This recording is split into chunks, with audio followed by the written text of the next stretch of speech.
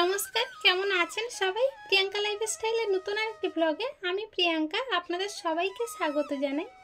সকালে এখন ওই 7:30 মতো বাজে, আর এখন থেকেই ব্লগটা শুরু করছি। তবে পুরো ব্লগটা প্লিজ স্কিপ না করে দেখবেন, আশা করছি খুবই ভালো লাগবে।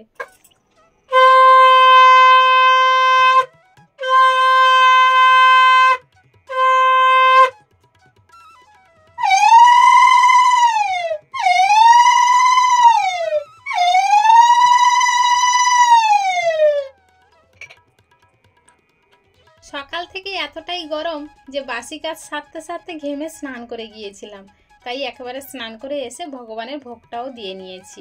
আর এখন চলে এসেছি রান্নাঘরে। একদিকে বসিয়েছি চা আর একদিকে ম্যাগি।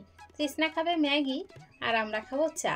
সরি, ম্যাগি বলছি, ওটা কিন্তু নুডলস। ও ম্যাগি হিসাবেই খায়। তৃষ্ণার বাবাকে ওর খাবারটা নাড়তে বলে আমি চলে এসেছি এখন থালা বাসন গুছিয়ে নিতে। গতকালকারে কিছুটা থালা বাসন মাজা হয়েছিল, সেগুলো আর গুছাতে পারিনি। শরীরটা ভীষণ খারাপ লাগছিল।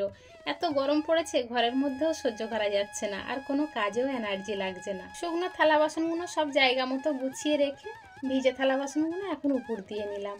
যদি ভিজে থালা বাসনগুলো ওই শুকনো থালা বাসনের উপরে দিতাম তাহলে কিন্তু জল গায়ে লেগে দাগ হয়ে যেত, সেই জন্য আর দিলাম না।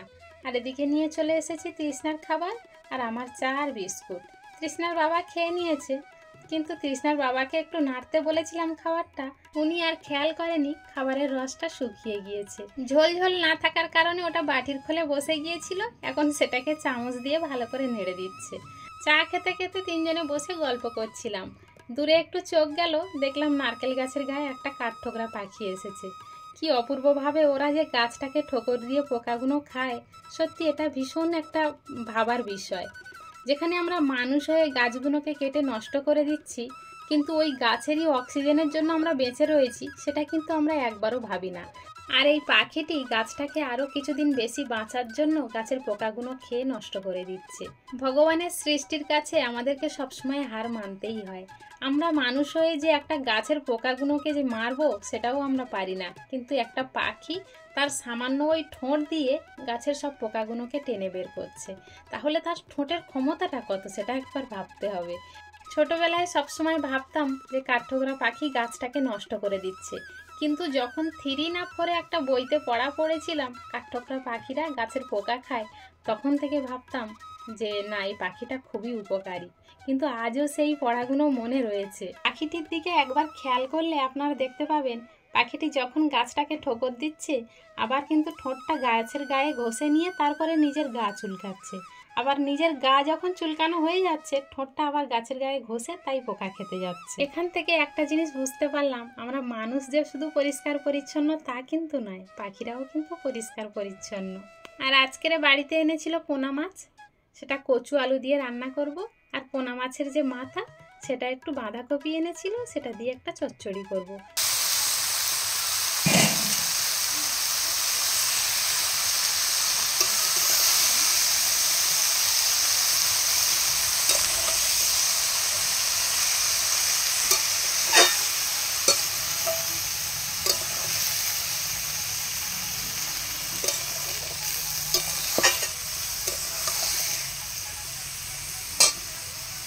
বাঁধাকপিটা অবশ্য শীতের সবজি, তবে এখন বাজারে পাওয়া যায়, একটু দাম বেশি।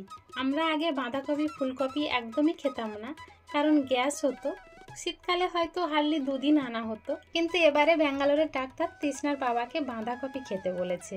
বলল বাঁধাকপি খেলে নাকি পেটটা ক্লিয়ার থাকবে।